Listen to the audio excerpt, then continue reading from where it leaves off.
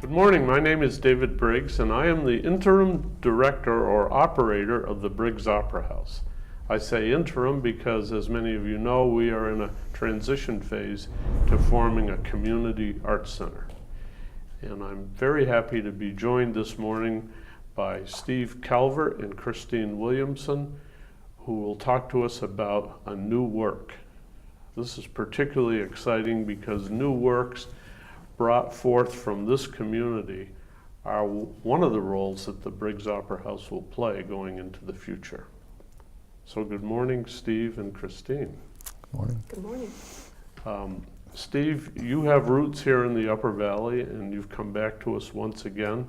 Can you give us just a brief rundown of what those roots are all about? Sure. The day Kennedy was shot, I was in a 57 Chevy driving up from my Dartmouth interview. We were the last two people on earth to learn about that. So I went to school here. After serving in the Navy, my wife, who I'd met at the nursing school and who worked at the Hitchcock Hospital, really wanted to come back to the Upper Valley and work at the hospital again. And so I came back here to write my dissertation. And as we've discussed before, it sort of still feels like my intellectual home. So when it was time to take this play into a couple of next steps, this seemed like the right place to do it. Well, welcome back. Thank you. As they say, Steve Calvert in town again. Christine, how about your roots here in the Upper Valley? I've lived in the Upper Valley for most of my life. My parents moved up here when I was like 4 or 5, and I grew up in Enfield. And after I went away to college, I came back because I really like the area. I'm like you. I came back after a number of years in a professional track to refer to this place we call home not as Hartford or Hanover or Lebanon, but as the Upper Valley. And it seems to have blossomed that way in those 30 years. So this is very pleasing for me to think about working with you on a new work. Steve, you haven't always been a playwright. No, I learned alumni relations as a business at Dartmouth, and we all think Dartmouth does it better than anybody else. So I got a chance to take that to some other universities, the University of Denver, to Northeastern University in Boston. And I did that for 30 years. But I really always wanted to write. There's an Upper Valley link to that too. My faculty friend, who many of your audience will remember, was Noel Perrin, who was the first person who told me I could write. And that's something that has to happen for someone who thinks they might do it. So I retired as early as I could. And I've been writing prose and screenplays and some stage plays ever since. Did you know Noel Perrin primarily in the classroom? For we knew him on the street as almost a Renaissance man kind of person. Oh, he was a very close friend. Once in a while, we were actually renting a place to live when we first moved back here in Lyme, and I would ride my bicycle all the way to his farm in Thetford, and we would work on his stone walls.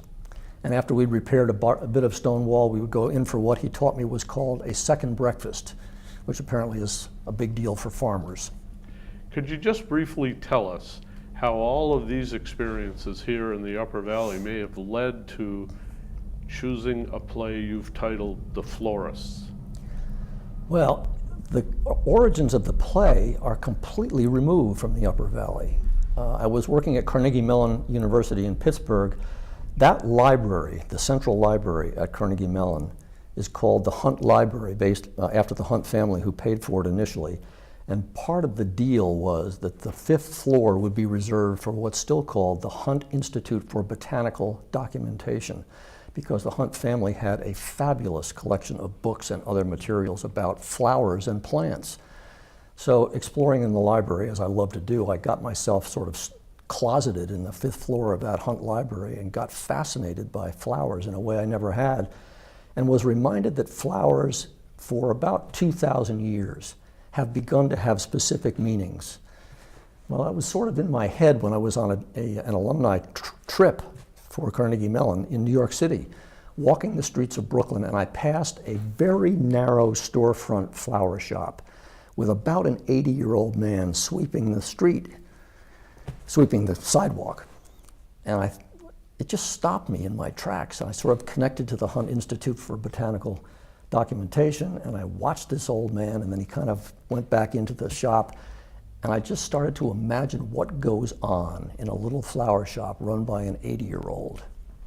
So the play is The Florists, and it will be presented this weekend at the Briggs Opera House on Saturday evening and Sunday afternoon. Now, Christine, you've been brought into this production. How did you meet Steve? I met Steve last year when I was involved in an informal roundtable reading of the play.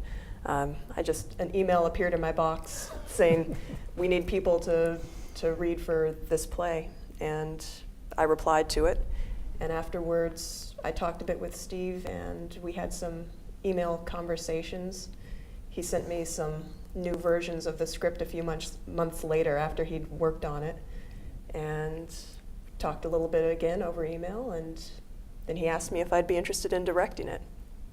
The notion of community arts is what brought me from a world of science and engineering to a high appreciation for what arts means in our lives. And it's interesting to note, perhaps, that there haven't been a lot of staged readings. We think staged readings might be the way of the future in this particular venue, because the black box theater suits itself well to that. You might be interested to know that the last serious staged reading we hosted was a play called Resurrection Blues, written by none other than Arthur Miller, who attended that reading. So really looking forward to this performance. Now, you've just come through auditions for casts on this. How has that gone? That went pretty well. I found a great group of people, and we did our first read-through together last night in the space, and it went really well. Did the people come largely or maybe even totally from the Upper Valley population? Yes, they're all local. Nobody from Boston, nobody from New York, all drawn from the local actor pool. Now, Steve, once presented and read professionally, as we will be doing it, what will be the evolution of this work now that you've brought it to this level? Well, I think Christine and I are virtually certain that other changes will be suggested by not only our observing it being performed on stage with real actors, but we're going to entertain a conversation with the audience afterward if they'd like to stay. And I'm sure that someone in that audience, all these smart people up here, will think of a couple of other things that might help the play along. Then I go back home to Rhode Island and I spend some time revising, sharing with Christine and others probably. And then sometimes the next step is to get a theater, perhaps somewhere else in the Upper Valley, to do a development of a full production. Some theaters do this in the summertime. They'll take 2 or 3 plays and they'll run up a full production with their in-house staff of a play that hasn't gotten that far before.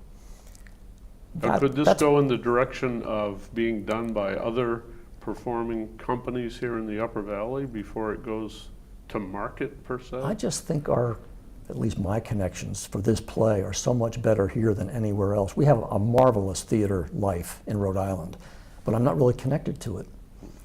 And up here we have lots of connections.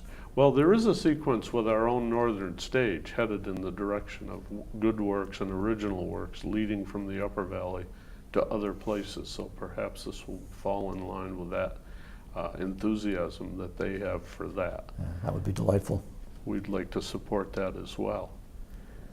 Christine, have you been involved in a staged reading before as a performer? Yes, I have. I've been in a couple this last year. There was one up in the Chandler, Moore Campbell's play, Desert Bloom, which oddly enough, there's also a flower in the name of that one. I spent most of that play with a bucket on my head. Well, radio has been called theater of the mind, and this staged reading concept has struck me more as a radio kind of experience.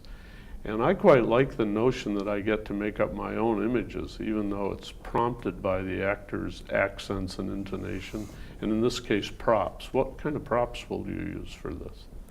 Well, flowers and the language of flower arranging plays a large portion in the play. And so in a staged reading, you don't always have every single prop that's in the play itself written into it, because the actors have their scripts. So they're carrying those. So they're basically one-handed prop manipulation. So the most important props in this play are the flowers and some of the books. So we'll be using the flowers.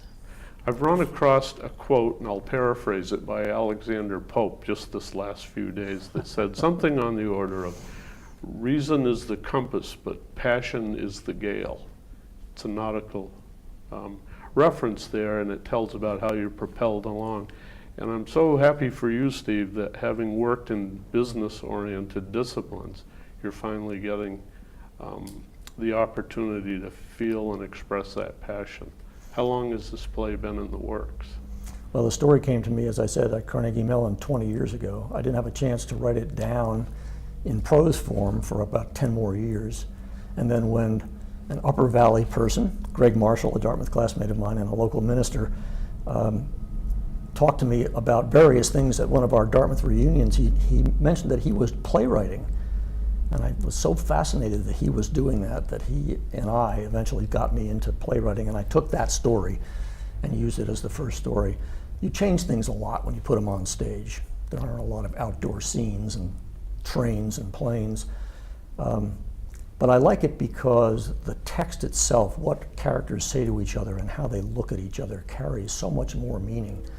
It's a lot like that in film to some degree, but in prose fiction, of course, you have to write it all down yourself. So the whole thing is a completely different experience for a writer. Out of that passion, what's the big message of this play? The play it's a love story with a difference. The question it raises for the audience is whether there's magic involved in life, and whether particularly there's magic involved in love when it's really done right. We call it true love in the play. And so the characters eventually spend quite a bit of time talking about the passion. There's a minor character, Christine read at the table reading that she did such a good job of, who is very much in favor of the passion part of love. And she thinks the other two characters just don't get it, and it drives her crazy. Now, will you be a reader in this, Christine, or have you limited yourself to being the director? I am also going to be a reader in this one. I'll be playing Molly. I see. Now, you have to orchestrate the movement on and off stage to the reading positions, is that right? Yes, Right. yes. How many different readers does it take? We have a cast of 8. There are 7 characters in the play, and then 1 actor who is going to be reading stage directions. Once done and reached full maturity, Steve, will this play lend itself well to community-level productions across the land? Well, I think so. I had to actually, writing it in the first place, I had in mind that high schools, for example, could do, I mean, there's no language you couldn't use in a high school play. So, and so many plays are, need to be found for high schools. They can't necessarily pay the French company in New York City a lot of money for permission to use a play, and so it would be fairly accessible for high schools, and especially for local theaters who also have to be careful about what things cost. They also have to be careful about the number of actors. In the story version of the Florists, there were 16 people. Well, 9 of them disappeared for the play. Can you reveal to us what that means? They disappeared? Well, I had to take them out. I see. Just because the play needed to be restricted to 7 characters. So, your business background leads well to what you now get to exercise as an art form. Well, I guess. I don't know that my business background prepared me for driving all over the Upper Valley yesterday with posters of plays and trying to figure out where to put them at every hardware store. Well, on that theme, we're just so delighted that you have reached the point in your life where you can produce this good work, and that it will come to life here in the Upper Valley. Very much looking forward to the performance. Well, we have you to thank too, David, so thanks so much. The Upper Valley has become a very much an amazing place. I think amazing is an overused word these days, but truly our home, the Upper Valley, is that way, and arts helps make that come true every day. So we'll look forward to the performances this weekend and the Q&A that follows, and we hope we can stay in touch with the evolution of the work. Christine, what will come next for you once this reading's done? What's your next project? My next project, I've been working on Venus and Adonis in my home studio, recording chunks of it one after the other. So I will return to that project. Well, it's people like you that keep this a very fertile situation here in the Upper Valley, and we appreciate both of your works.